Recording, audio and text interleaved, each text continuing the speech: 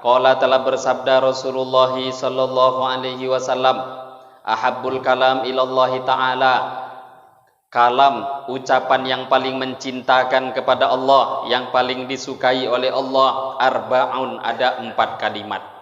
Kalimat yang paling disukai Allah ada 4. Subhanallah, walhamdulillah, wala ilaha illallah, wallahu akbar. 4 kalimat ini kalimat yang paling dicintai Allah. La yadurruka bi ayyihinna bada'ta, tidak membahayakan, tidak masalah bagi engkau dengan salah satu manapun yang engkau memulai dengannya.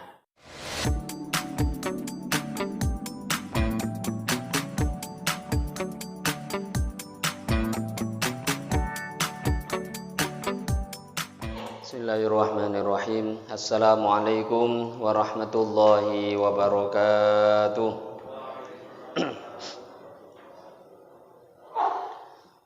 Innal hamdalillah nahmaduhu wa nasta'inuhu wa nastaghfiruhu wa nu'minu bihi wa natawakkalu 'alaihi wa na'udzu billahi min shururi anfusina wa min sayyiati a'malina. Man yahdihillahu fala mudilla lahu wa man yudlilhu fala hadiya lahu. Asyhadu an la ilaha illallah wahdahu la syarika lahu wa asyhadu anna sayyidana wa maulana Muhammadan abduhu wa rasuluh.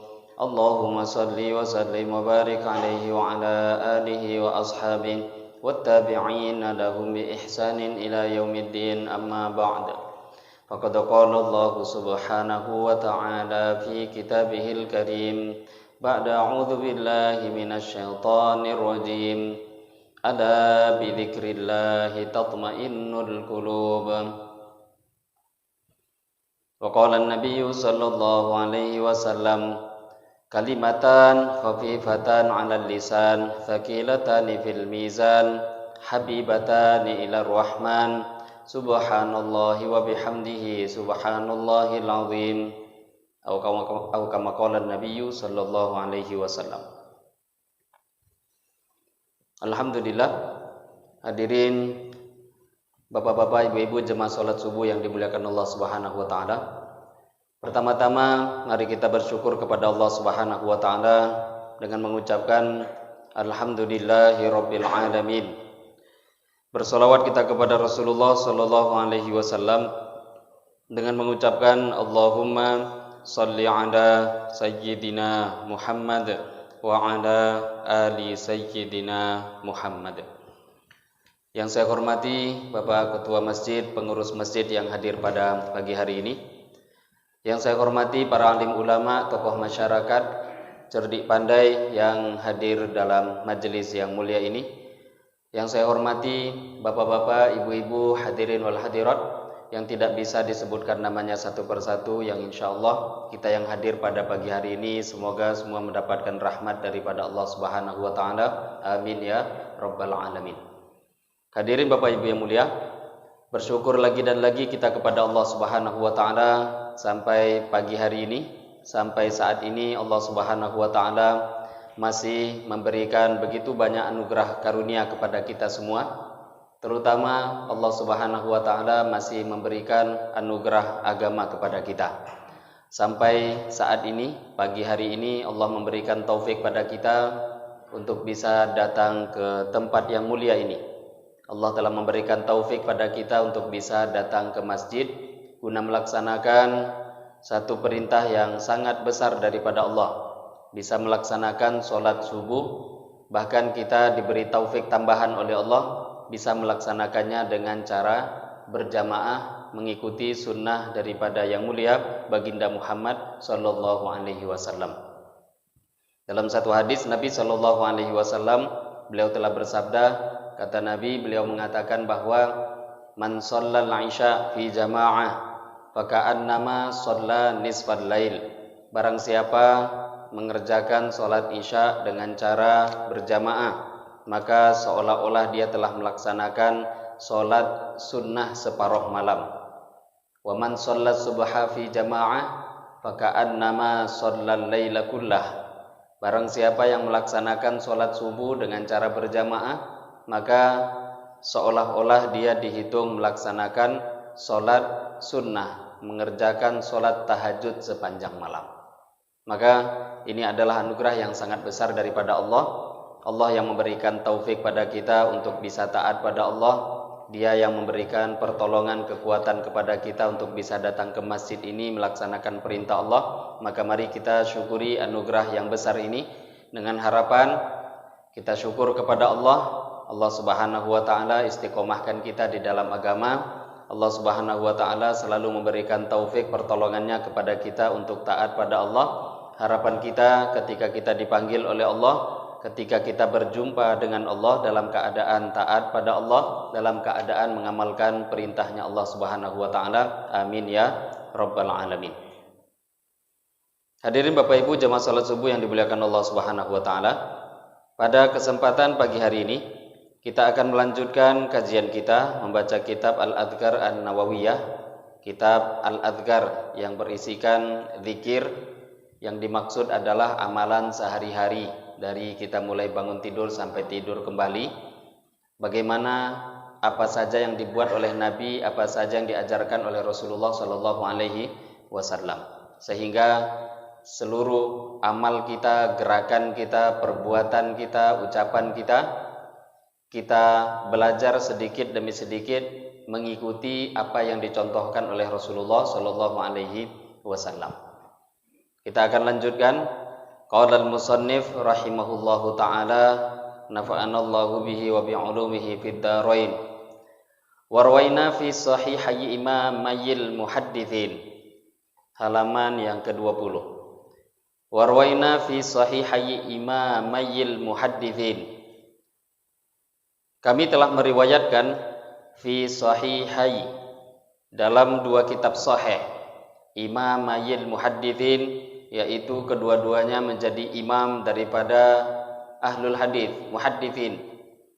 Abi Abdullah Muhammad bin Ismail bin Ibrahim bin Al-Mughirah Al-Bukhari, yaitu kitab yang ditulis oleh Al-Imam Abu Abdullah Muhammad bin Ismail bin Ibrahim bin Al-Mughirah Al-Bukhari Al-Ju'fi maulahum. Ju'fi nisbat karena dulu kakek beliau yang bernama Mughirah. Kita lihat tadi nasab beliau, Muhammad bin Ismail bin Ibrahim bin Mughirah. Mughirah ini kakek beliau yang bernama Mughirah itu dulu awal mulanya Majusi. Majusi itu penyembah daripada api dari orang-orang Persia yang sekarang posisinya kurang lebih di Iran. Maka kakeknya Imam Al-Bukhari yang bernama Mughirah awal mula Majusi, kemudian masuk Islam di tangan Al-Yaman Al-Ju'fi, satu orang yang bernama Yaman Al-Ju'fi. Nah, ini zaman di beberapa pendapat para ulama, kalau orang itu masuk Islam di tangan seseorang zaman dulu itu bisa dinisbatkan pada orang tersebut. Maka Ju'fi yang dipakai nisbat kepada Al-Imam Al-Bukhari itu bukan nama kampung beliau, tidak. Kalau Al-Bukhari memang kampung, tapi Al-Ju'fi beliau memberikan nisbat ini karena dulu kakeknya masuk Islam dikarenakan orang-orang Ju'fi ini. Nah, ini penting hal-hal yang seperti ini. Kalau zaman sekarang kita umat Islam sendiri terkadang kan nggak pandai menghormati orang lain.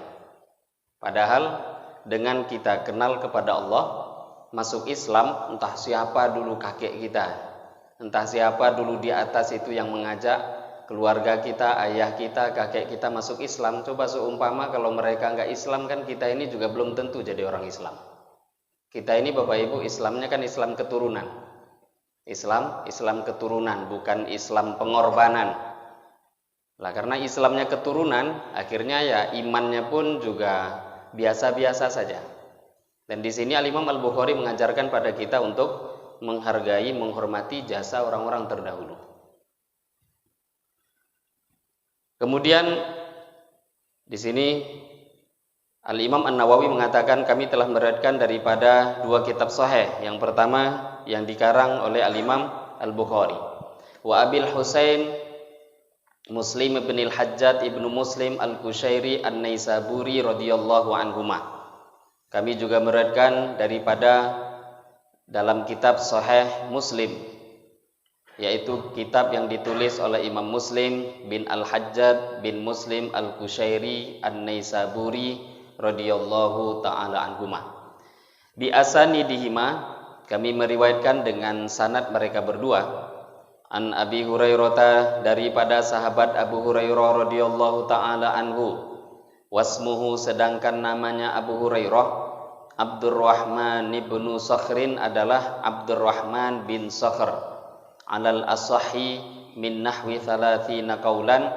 Nama Abu Hurairah itu kunyah, nama aslinya adalah Abdurrahman bin Sakhr. Ini adalah pendapat yang paling sahih dari kurang lebih 30-an pendapat para ulama mengenai namanya Abu Hurairah. Jadi Abu Hurairah dulu sudah pernah kita bahas, ini sahabat yang paling banyak meriwayatkan hadis dari kalangan sahabat Nabi Shallallahu alaihi wasallam. Dan sekarang ini dipermasalahkan orang ini. Bukan sekarang, sebenarnya dari dulu sudah ada. Tapi sekarang dilanjutkan oleh orang-orang liberal yang mengatakan kan nggak mungkin Abu Hurairah kok bisa meriwayatkan hadis banyak, padahal masuk Islamnya belakangan, masuk Islam terakhir hanya beberapa tahun, kok malah bisa meriwayatkan hadis paling banyak. Nah, ini dijawab sendiri oleh Abu Hurairah. Beliau sendiri pernah menjawab apa yang dipermasalahkan oleh orang-orang ini.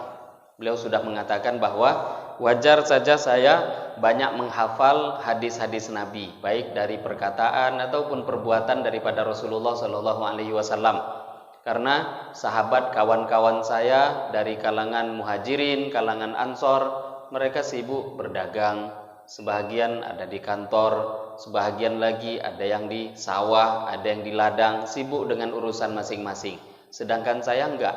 Saya enggak ada pekerjaan apapun kecuali hanya berada di Ahlus Suffah. Memang tinggalnya di masjid, akhirnya selalu bersama dengan Rasulullah Shallallahu Alaihi Wasallam. Keperluannya sudah namanya orang Ahlus Suffah, langsung Nabi yang memberikan keperluan mereka daripada harta-harta zakat, sehingga fokus mencari ilmu. Dan termasuk juga Nabi mendoakan Abu Hurairah.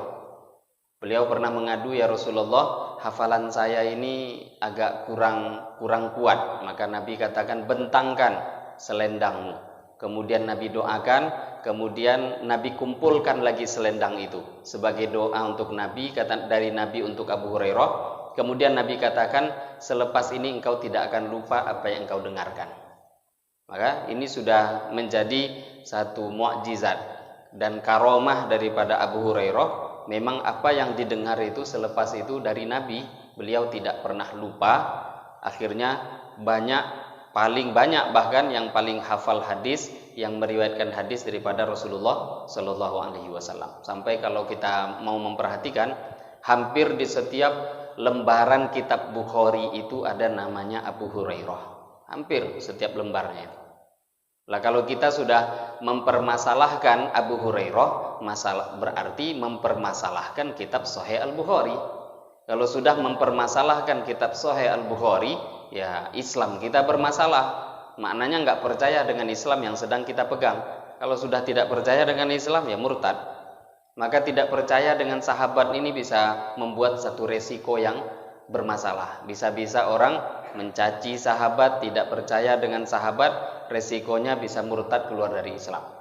Nah, yang meriwayatkan hadis ini adalah yang akan kita dengar, diriwayatkan oleh sahabat Abu Hurairah.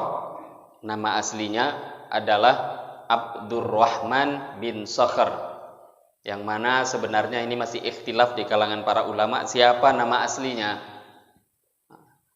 Dan di sini Al-Imam An-Nawawi menukil nggak sedikit, 30-an pendapat, berarti ada 30 nama yang diperselisihkan oleh para ulama. Ada yang mengatakan Abdurrahman, ada yang mengatakan Abdullah. Maka di sini tentu beliau ringkas yaitu pendapat yang paling sahih, nama asli daripada Abu Hurairah adalah Abdurrahman bin Sakhr radhiyallahu taala anhu. Nah, ini yang kita perlu tahu. Seringnya kan kita dengar cuma Abu Hurairah. Sahabat Abu Hurairah. Nama aslinya Abdurrahman bin Sakhr radhiyallahu taala anhu. Beliau telah berkata, qala telah bersabda Rasulullah sallallahu alaihi wasallam, kalimatan khafifatan 'alal lisan, thaqilatani fil mizan, habibatani ilar rahman, subhanallahi wa bihamdihi, subhanallahil azim. Nabi bersabda, beliau mengatakan kalimatan, ada dua kalimat. Khafifatan, kedua kalimat itu ringan. 'Alal lisani, atas lisan. Dua kalimat yang ringan di lidah. Thaqilatani fil mizan. Thaqilatani, kedua kalimat tadi berat, fil mizani, di timbangan. Habibatan, keduanya membuat cinta, ilar rahman, akan mencintakan, ilar rahmani, kepada Allah zat yang maha rahman. Subhanallahi wa bihamdihi, yaitu yang pertama kalimat subhanallah wa bihamdihi, subhanallahil azim, dan yang kedua kalimat subhanallahil azim. Nabi bersabda, kata beliau, ada dua kalimat, yang kalimat ini ringan di lidah, tapi kedua kalimat itu berat nanti di timbangan. Bahkan bukan hanya itu, habibatani ilar rahman, akan membuat Allah zat yang maha rahman itu cinta kepada orang yang mengucapkannya, yaitu kalimat subhanallah wa bihamdihi, subhanallahil azim. Kemudian Al-Imam An-Nawawi melanjutkan, wa hadzal hadits akhiru syai'in fi sahihil Bukhari. Hadis ini adalah hadis yang terakhir yang ditulis oleh Al-Imam Al-Bukhari di dalam kitab beliau. Hadis pertama dalam kitab Sahih Al-Bukhari adalah hadis innamal a'malu binniyat. Hadis itu ditulis oleh Al-Imam Al-Bukhari untuk mengingatkan siapapun agar kalau mau buat amal, sholat, puasa, ingin zikir, baca Quran, apapun, maka pertama kali luruskan niat. Itu jadi peringatan untuk siapapun, termasuk orang yang juga mau nulis buku, deskripsi, segala macam. Amal yang pertama kali perhatikan niat. Kemudian kitab Sahih Al-Bukhari ditutup dengan hadis ini. Hadis yang baru saja kita dengar. Kalimatan khafifatan 'alal lisan, thaqilatan fil mizan, habibatan ilar rahman, subhanallah wa bihamdihi, subhanallahil azim. Ini hadis menjadi penutup di dalam kitab Sahih Al-Bukhari. Dua kalimat yang ringan di lidah tapi berat di timbangan, dan keduanya membuat Allah cinta. Allah yang maha rahman akan cinta pada orang tadi. Kalimat subhanallah wa bihamdihi, subhanallahil azim. Ini jadi pelajaran kenapa beliau tulis ini untuk penutup, yang mana dalam banyak nasihat Nabi, apapun yang dibuat itu anjurannya kita selalu menutupnya dengan tasbih subhanallah wa bihamdihi. Sama seperti kita kalau duduk dalam satu majelis, itu biasa para ulama, para ustadz akan membimbing kita, mengingatkan, mari kita tutup dengan doa kifarah majelis. Lah doa kifarah majelis, subhanallah wa bihamdihi, subhanakallahumma wa bihamdika, asyhadu an la ilaha illa anta, astaghfiruka wa atubu ilaik. Nah, ini juga kenapa dibaca menjadi penutup. Doa ini dibaca menjadi penutup karena memang ada hadis yang khusus mengenai fadilah doa kifarah majlis. Kafarah majlis atau kifarah majlis itu adalah penebus kesalahan-kesalahan atau dosa-dosa yang kita buat ketika berada di majlis tadi. Dalam satu hadis, Al-Imam At-Tirmidzi meriwayatkan, begitu juga Al-Imam Hakim daripada sahabat Abu Hurairah. Abu Hurairah juga yang meriwayatkan, yaitu Nabi Shallallahu Alaihi Wasallam bersabda, kata Nabi, man jalasa fi majlisin, siapa yang duduk di satu majlis, fakathura fihi laghatuhu, duduk di majlis itu kemudian banyak salahnya, banyak kelirunya. Yang banyak keliru saja begini, kalau banyak baiknya bagaimana? Duduk di satu majelis banyak keliru, entah salah ngomong, entah ghibah, entah apapun di dalam. Kekeliruannya ada. Faqala qabla ayyakuma min majlisihi. Kemudian siapa orang yang duduk dalam majelis tadi, dia membaca sebelum berdiri dari majelis tadi, subhanakallahumma wa bihamdika asyhadu an la ilaha illa anta astaghfiruka wa atubu ilaik. Siapa yang membaca doa ini, ghufira lahu ma kana fi majlisihi dzalik, akan diampuni bagi dia dosa-dosa yang dia buat di dalam majelis tersebut. Jadi memang doa subhanallah wa bihamdihi ini memang dijadikan juga sebagai akhir di dalam amal. Maka beliau pun Al-Imam Al-Bukhari seolah-olah itu memberitahu pada kita kenapa hadis itu diletakkan di akhir, sebagai tafaul, harapan kitab itu ditulis semoga apa yang terjadi diterima, yang sudah ditulis diterima oleh Allah, kekurangan-kekurangan, kesalahan semua diampuni oleh Allah Subhanahu wa taala. Hadirin Bapak Ibu yang mulia, hadis ini luar biasa. Nabi sendiri sudah beritahu kalimat ini ringan. Tapi yang mengherankan, alangkah ringannya kalimat ini, tapi alangkah sedikitnya orang yang mengamalkan. Itu yang menjadi banyak hal dalam setiap amal agama. Bukan berarti paling ringan kemudian menjadi paling banyak yang mengamalkan, juga tidak. Paling ringan padahal. Bahkan bukan hanya itu, paling berat pula timbangannya. Tapi sudahlah paling ringan, paling berat timbangannya, paling sedikit pula orang yang mengamalkan. Maka kita selayaknya setelah mendengar ataupun dulu sudah tahu, teringat kembali kalimat ini pentingnya bagi kita meluangkan waktu untuk zikir dengan kalimat yang diajarkan Nabi, subhanallah wa bihamdihi, subhanallahil azim, subhanallah, maha suci Allah, wa bihamdihi, dan dengan memuji Allah, subhanallahil azim, maha suci Allah, al-azimi, zat yang maha agung. Puji Allah dengan kalimat ini, agungkan Allah dengan kalimat ini, maka sedikit usaha dari lidah kita, anugerah yang besar Allah berikan bagi kita di dunia, sampai nanti yang terbesar akan Allah berikan kepada kita nanti di akhiratnya Allah Subhanahu wa taala. Nah, kemudian di sini dua kalimat ini sempurna. Subhanallah wa bihamdihi, maha suci Allah dan dengan memuji Allah.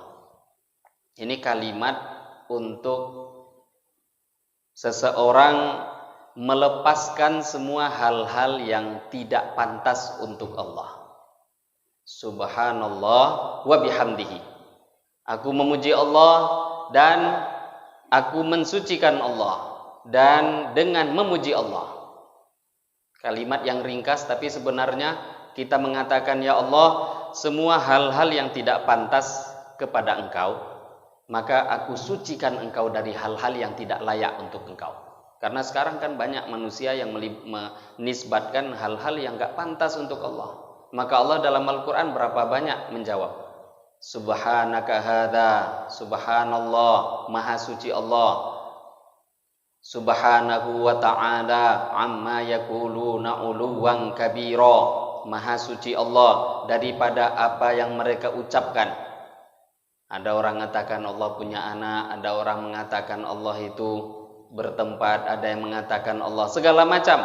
Subhanallah, maha suci Allah dengan hal-hal yang tidak layak untuk Allah Subhanahu wa ta'ala. Jadi ini melepaskan hal-hal yang menunjukkan tuduhan-tuduhan bagi orang-orang yang mengatakan Allah itu memiliki kekurangan. Kemudian selepasnya baru menetapkan keagungan Allah. Subhanallah al-azim, maha suci Allah, zat yang maha agung. Setelah kita mengatakan hal yang tidak layak, kita hilangkan dari Allah, kita lepaskan, baru kemudian kita akui, kita sampaikan yang kamalat, sifat-sifat kesempurnaan itu semua layak untuk Allah. Jadi sifat-sifat kesempurnaan itu enggak terbatas, bukan cuma sifat 20. Belajar sifat 20 itu, Bapak Ibu, itu bukan pembatasan. Wujud, qidam, baqa, mukhalafatuhu lil hawadith. Itu kan belajar sifat wajib 20. Itu bukan pembatasan itu. Itu hanya untuk mengetahui bagaimana dengan kita hafal tahu 20 sifat bagi Allah. Paling tidak kita kenal dengan Tuhan kita yang namanya Allah. Kan nggak mungkin. Ayo bapak-bapak, ibu-ibu, kita mempelajari sekarang sifat yang tidak terbatas. Lah mulainya dari mana? Ya tentu kita yang makhluk ini mempelajari yang terbatas. Dimulai dengan sifat 20. Lah sifat 20 itu bukan pembatasan. Semua sifat-sifat kesempurnaan milik Allah. Lah berapa banyak? Ya namanya Allah itu zat yang maha sempurna, tidak terbatas. Tidak terbatas. Kemudian di sini yang luar biasanya, yang juga perlu kita pahami, dalam hadis ini jelas Nabi Shallallahu Alaihi Wasallam sebutkan tsaqilatani fil mizan, bahwa dua kalimat ini berat di timbangan. Bahasa Arabnya itu mizan. Mizan itu timbangan amal benar adanya. Ini wajib diimani. Nampaknya ringan kan? Tapi ada kelompok di kalangan orang-orang Islam yang mereka ngaku Islam, tetapi mereka ini dikatakan oleh para ulama ini, kalaupun masih dikatakan Islam, ini sudah termasuk kalangan ahli bid'ah di kalangan umat ini. Siapa? Kalangan Mu'tazilah. Mu'tazilah sekarang banyak penerusnya. Di antaranya orang-orang yang punya faham liberal itu banyak mengadopsi dari paham Mu'tazilah. Lah di antara faham Mu'tazilah, mereka mengatakan bahwa mizan itu nggak ada nanti di akhirat. Timbangan amal itu nggak ada. Setiap hadis atau ayat Al-Quran yang bercerita tentang mizan, tentang timbangan, maka mereka semua takwilkan bahwa yang dimaksud mizan itu bukan timbangan. Itu hanya menceritakan tentang keadilan Allah. Ya sudah, Allah adil, nggak perlu pakai nimbang-nimbang. Bukan pakai benda yang namanya timbangan. Tetapi zohir hadis begitu banyak menceritakan bahwa mizan itu betul-betul timbangan. Nah, termasuk hadis ini. Kalau betul-betul kalimat pahala subhanallah wa bihamdihi subhanallahil azim dibentukkan dengan makhluk, ditimbang, maka dua kalimat ini akan memenuhi, memberatkan timbangan amal nanti di timbangan mizan. Dan kalimat ini disampaikan oleh Nabi Habibatani ilar Rahman, bahwa kalimat ini akan membuat Allah cinta, mencintakan Allah zat yang maha rahman. Ini juga berkaitan dengan kaidah, dengan akidah di sini, bahwa sebenarnya yang kita buat kalau kita mengamalkan hadis ini itu kan ringan. Subhanallah wa bihamdihi kita baca. Subhanallahil azim dibaca oleh seseorang, sedikit dia baca tapi tahu-tahu pahalanya tidak terhingga. Lah kok bisa? Iya, sedikit kita usaha, sedikit kita mau berkorban, maka pengorbanan sedikit itu dibayar mahal. Kenapa? Karena Allah itu zat yang maha rahman. Allah itu zat yang maha pengasih. Sedikit kita usaha, banyak Allah akan balas. Di sini pun kata para ulama jadi pelajaran bahwa pahala itu bukan satu hal yang wajib bagi Allah untuk diberikan pada hamba. Tidak. Sama sebaliknya, mengazab pun juga bukan satu kewajiban bagi Allah. Memberi pahala, mengazab hamba, akidah Ahlus Sunnah wal Jamaah mengatakan bahwa itu bukan satu kewajiban bagi Allah. Tetapi Allah sudah mengatakan bahwa Allah itu tidak akan mengingkari janjinya. Tapi bukan kewajiban. Maka kalau ada orang ahli maksiat, dia maksiat sampai di akhirat, apakah wajib diazab? Belum tentu. Terserah Allah. Kalau Allah ampuni ya sudah. Selagi dia orang iman, Islam ya. Masih ada iman, ada Islam. Maka dalam ayat Al-Quran, Allah innallaha la yaghfiru ayyushraka bihi wa yaghfiru ma duna dzalika liman yasha. Dosa apapun bisa Allah ampuni.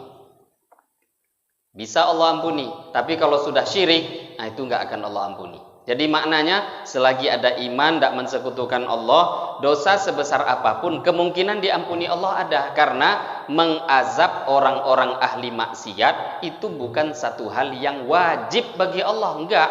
Sebaliknya juga memberikan pahala itu juga bukan wajib bagi Allah. Lah kok diberi pahala? Itu anugerah. Lah kok kemudian diazab, disiksa karena keadilan Allah? Ini akidah Ahlus Sunnah wal Jamaah. Di sebahagian kelompok Islam ini ada yang punya faham bahwa memberi pahala wajib bagi Allah, mengazab juga wajib. Nah, ini Tuhan kok dipaksa? Nggak ada yang bisa maksa Tuhan. Kalau Tuhan terpaksa, nah, ini namanya bukan Tuhan lagi. Allah Subhanahu wa ta'ala memberikan pahala itu adalah karena rahmat, karena rahmannya Allah. Maka dalam hadis ini termasuk pemahaman itu yang diambil. Habibatani ilar rahman, kalimat yang kita baca terlalu ringan, terlalu mudah dibaca, tetapi yang mudah yang ringan itu karena rahmannya Allah, karena kasih sayangnya Allah, Allah berikan pahala yang begitu luar biasa nanti di akhirat, karena memang Allah zat yang maha rahman. Warwaina, begitu juga kami telah meriwayatkan fi sahihi Muslimin, dalam kitab Sahih Muslim, an Abi Dzarrin, daripada sahabat Abu Dzar radhiyallahu taala anhu. Qala, sahabat Abu Dzar radhiyallahu taala anhu telah berkata, qala, telah berkata li, kepada aku, Rasulullah sallallahu alaihi wasallam. Rasulullah sallallahu alaihi wasallam telah bersabda kepada aku, kata sahabat Abu Dzar, ala ukhbiruka bi ahabbil kalam, tidakkah, maukah aku beritahukan kepada engkau bi ahabbil kalam ilallah, dengan paling mencintakannya kalam, paling menyukakannya kalam, kalam yang paling disukai oleh Allah. Apakah engkau mau aku beritahukan kalam, ucapan yang paling disukai oleh Allah? Inna ahabbal kalam ilallah, sesungguhnya paling mencintakannya kalam, ucapan kepada Allah adalah subhanallah wa bihamdihi. Apakah mau aku beritahu kalimat yang paling mencintakan Allah, kalimat yang paling disukai Allah? Kalimat yang paling disukai Allah adalah kalimat subhanallah wa bihamdihi. Wa fi riwayatin, dalam satu riwayat, suila, telah ditanya Rasulullah sallallahu alaihi wasallam, ayyul kalami afdal, apakah kalam ucapan yang paling utama? Qala, maka Nabi menjawab, ma istafallahu limalaikatihi, kalimat yang paling utama adalah kalimat yang telah Allah pilih limalaikatihi, untuk malaikat-malaikatnya Allah, au li'ibadihi, atau untuk hamba-hambanya Allah. Kalimat yang Allah pilih adalah subhanallah wa bihamdihi. Ini kalimat yang jadi zikirnya para malaikat. Nah, ini menguatkan keutamaan hadis atau kalimat yang juga di hadis sebelumnya sudah diterangkan, bahwa ini kalam, ucapan adalah kalam, ucapan yang terbaik. Subhanallah wa bihamdihi, zikir terbaik ini, kalam yang terbaik. Tapi tentu di sini kalam yang dimaksud kalam yang mana kalam itu kalau dinisbatkan kepada kalam makhluk. Kalau dinisbatkan kepada kalam secara umum, ya tentu kalamullah yang paling utama. Kan di sini ahabbul kalam, kalam yang paling utama, kalam yang paling mulia adalah subhanallah wa bihamdihi. Ini dinisbatkan pada ucapan-ucapan kita. Tapi kalau nanti dibandingkan dengan kalamullah, tentu tidak ada bandingannya.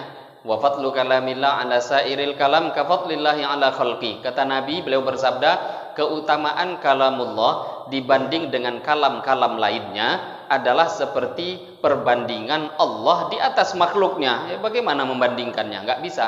Kalamullah itu tidak ada bandingannya. Nah, ini tadi hadis ini tentu harus diarahkan kepada kalam yang dinisbatkan kepada makhluk. Tapi kalau kalam secara umum, kalamullah adalah kalam yang paling utama, paling baik, yaitu tanpa perlu difahamkan, itu semua akan diakui oleh semua umat Islam.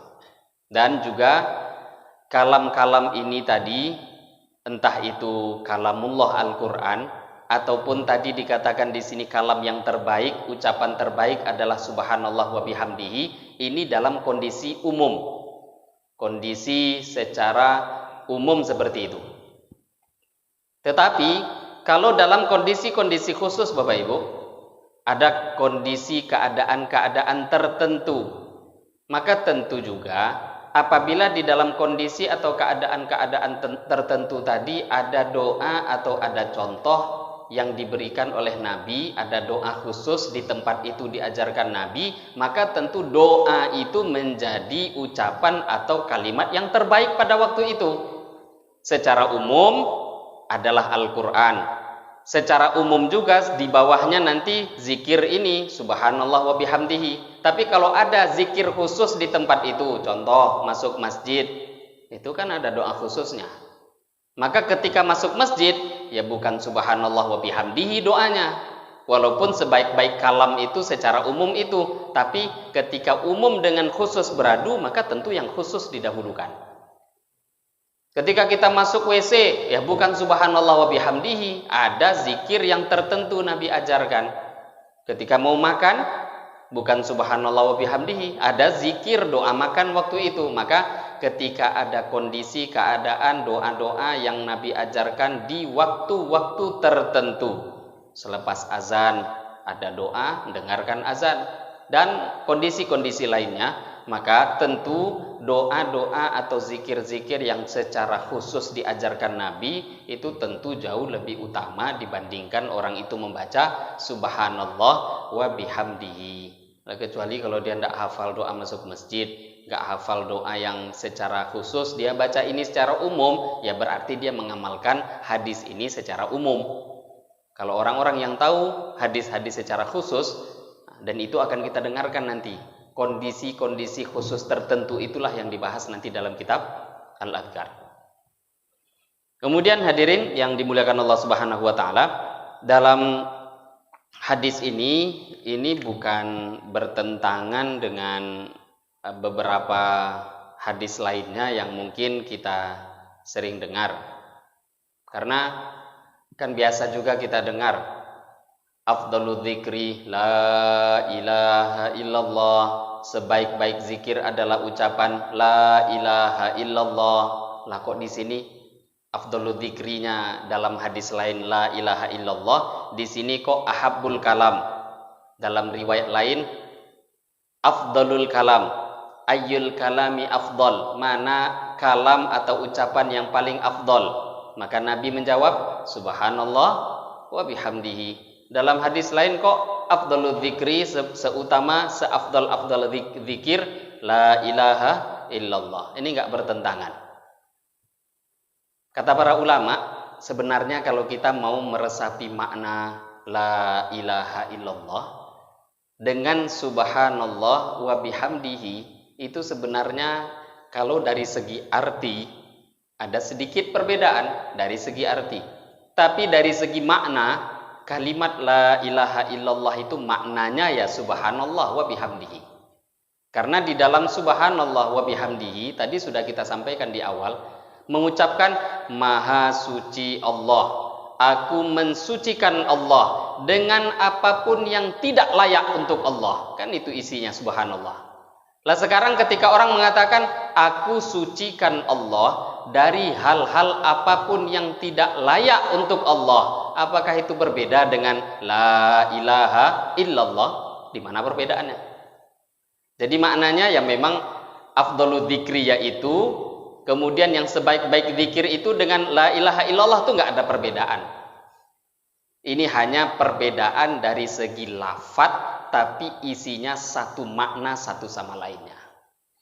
Yang memang kalau dari segi lafadz itu ada keutamaan tersendiri, yang mana memang kalau kita bicara secara detail, maka tentu keutamaan la ilaha illallah itu nggak bisa dibandingkan juga dengan zikir-zikir lainnya. Karena termasuk orang itu bisa masuk Islam dengan zikir itu kalimat la ilaha illallah. Nggak bisa masuk Islam dengan subhanallah wa bihamdihi. Saya mau masuk Islam sekarang. Baca apa? Subhanallah wa bihamdihi. Tidak bisa. Kenapa? Kalimat khusus masuk Islam itu dua kalimat syahadat.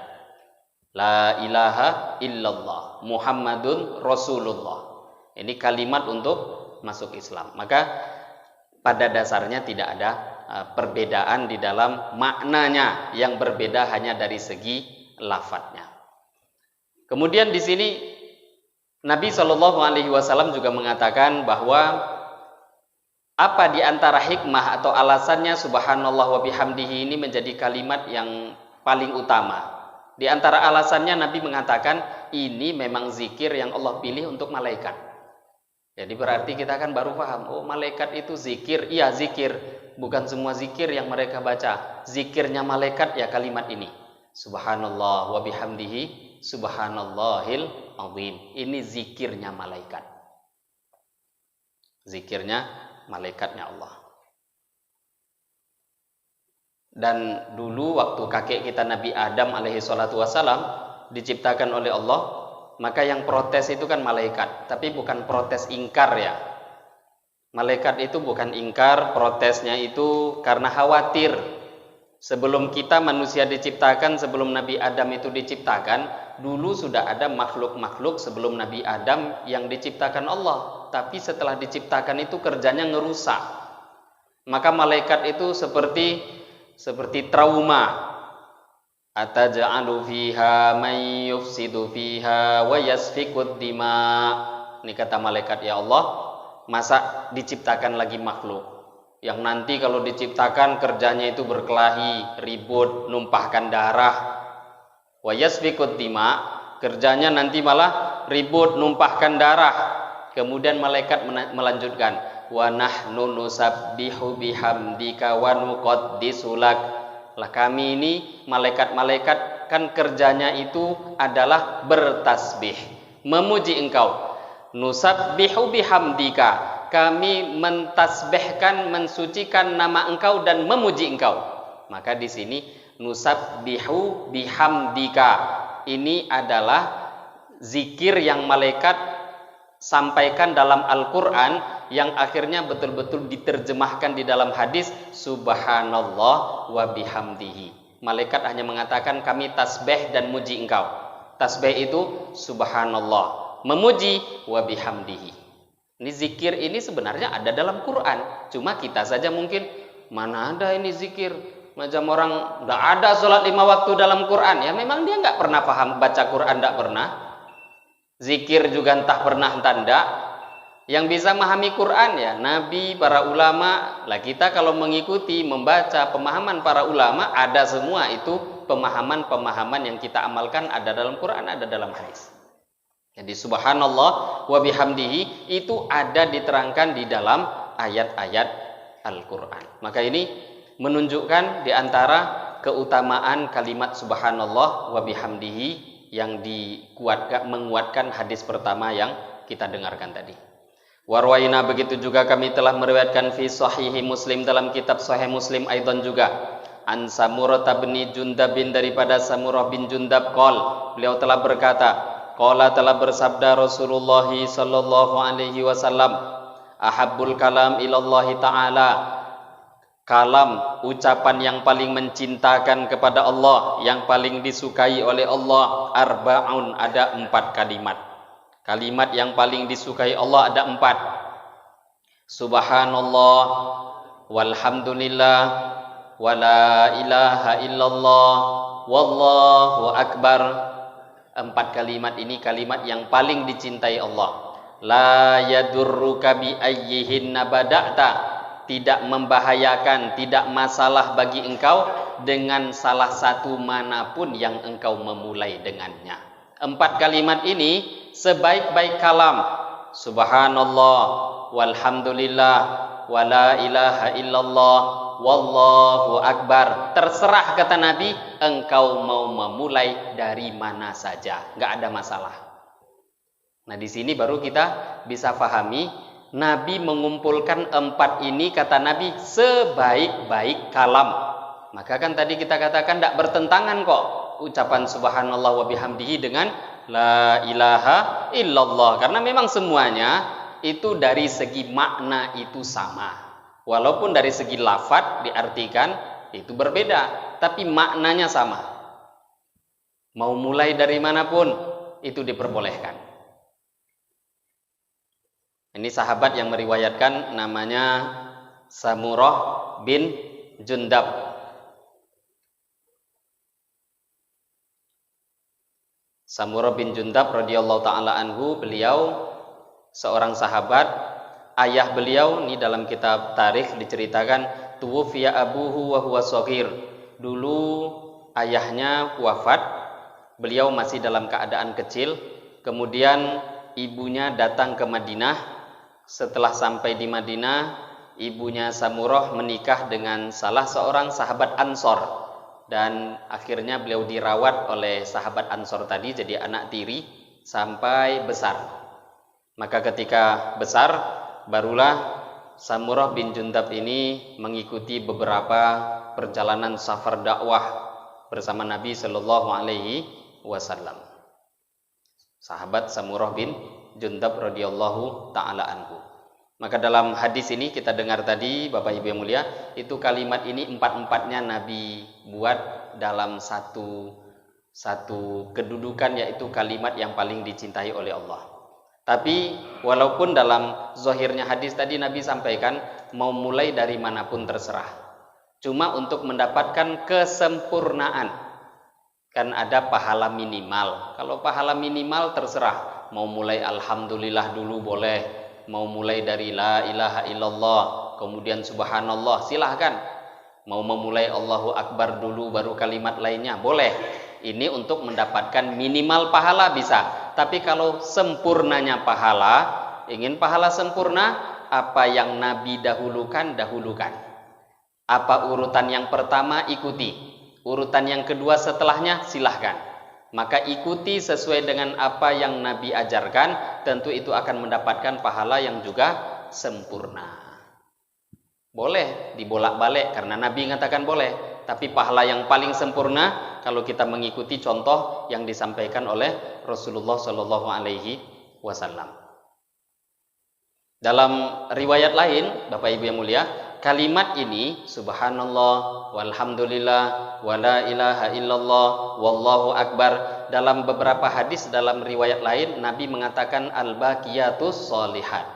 Ini kalimat ini kata Nabi adalah al-baqiyat as-sholihat. Satu hadis yang diriwayatkan oleh Imam An-Nasai, begitu juga diriwayatkan oleh Al-Imam Hakim daripada sahabat Abu Hurairah radhiyallahu taala anhu, dan juga diriwayatkan oleh sahabat Abu Sa'id Al-Khudri radhiyallahu taala anhu. Nabi sallallahu alaihi wasallam telah bersabda, Nabi bersabda, "Istaghfiru minal baqiyatis sholihat." Perbanyaklah oleh kalian untuk membaca al-baqiyat as-sholihat. Beberapa kalimat yang akan kekal, kalimat-kalimat yang baik yang kekal nanti di akhirat. Maka para sahabat bertanya, apa itu yang dimaksud dengan al-baqiyatus sholihat ya Rasulullah? Maka Nabi mengatakan yang dimaksud adalah takbir, tahlil, tasbih, dan ucapan walhamdulillah wala haula wala quwata illa billah. Ya persis tadi kalimat subhanallah walhamdulillah wala ilaha illallah wallahu akbar, hanya saja ada tambahan wala haula wala quwata illa billah. Ini semua dikatakan sebagai al-baqiyatus sholihat. Lah karena memang al-baqiyatus sholihat ini zikir yang keutamaannya luar biasa. Keutamaannya luar biasa ini zikir. Ini diantara penyebab fatwa dalam sebahagian ulama dalam madhab Syafi'i. Kita kalau membaca Al-Quran kemudian melewati ayat sajadah, itu kan disunahkan sujud. Entah itu baca pas sujudnya, entah dalam kondisi sholat ataupun dalam kondisi di luar sholat. Kalau melewati ayat-ayat sajadah itu sunnah untuk kita sujud. Maka nanti di dalam pembahasan para ulama menyampaikan, karena kan kondisi kita itu kan ada masa semangat, ada masa enggak semangat. Lah mungkin di antara sebahagian orang yang sedang baca Quran, entah apa penyebab setelah melewati ayat sajadah dia mungkin ada kurang semangat, enggak mau sujud. Maka bagaimana? Kata para ulama, sebahagian ulama dalam mazhab Syafi'i, ini diterangkan dalam kitab Bughyatul Mustarsyidin, bahwa siapa yang mungkin dia tidak sujud ketika membaca sajadah, ayat-ayat sajadah tadi, maka bisa dia gantikan dengan membaca al-baqiyatus sholihat. Jadi kalau melewati sajadah tadi tidak mau sujud, maka bagaimana? Ya paling tidak baca subhanallah walhamdulillah wala ilaha illallah wallahu akbar wala haula wala quwata illa billahil aliyyil azim. Ini diantara istimbat yang diambil ulama dari hadis al-baqiyatus sholihat. Lah kalau ditanya mana dalilnya Nabi buat, enggak, ini istimbat. Enggak dapat pahala yang banyak, pahala sedikit, janganlah yang hilang. Kan tadi kita ketahui bahwa kalau sudah tuntutan waktu itu zikir, tuntutannya sujud, ketika melewati ayat sajadah, pahala tertinggi tentu sujud. Itu kondisi khususnya.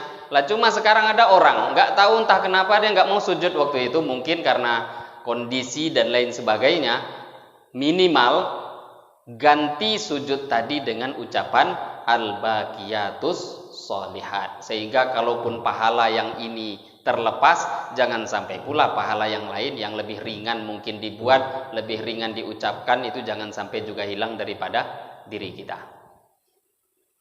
Kemudian hadis yang juga setelahnya ini, ada beberapa hadis ke depan, ini semua masih menerangkan tentang keutamaan zikir secara umum. Ini saja mungkin yang bisa kita bahas pada pagi hari ini. Sudah jam 6:23 menit. Kita bisa mendengarkan beberapa hadis-hadis daripada Nabi Shallallahu Alaihi Wasallam daripada kitab Al-Adhkar An-Nawawiyah. Mungkin sampai di sini sebelum kita tutup majelis ini dengan doa kifarah majelis. Di antara Bapak Ibu ada yang tidak bertanya? Dipersilahkan. Ada pertanyaan mungkin? Kalau kita lanjutkan hadis yang setelahnya ini, hadis at-tuhuru syatrul iman, walhamdulillah tamla'ul mizan, wa subhanallah walhamdulillah tamla'ani au tamla'u ma baina samawati wal ardh. Ini hadis ada beberapa pembahasan yang agak panjang juga di dalam. Maka mungkin kita tunda hadis ini di pertemuan selanjutnya. Ada pertanyaan mungkin?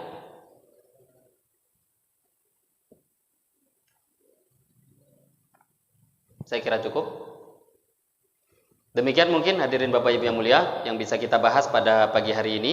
Semoga apa yang kita baca dan kita dengarkan bisa kita amalkan, dan juga jangan lupa kita dakwahkan, sampaikan juga pada saudara-saudara kita lainnya, pada suami, pada istri, pada anak.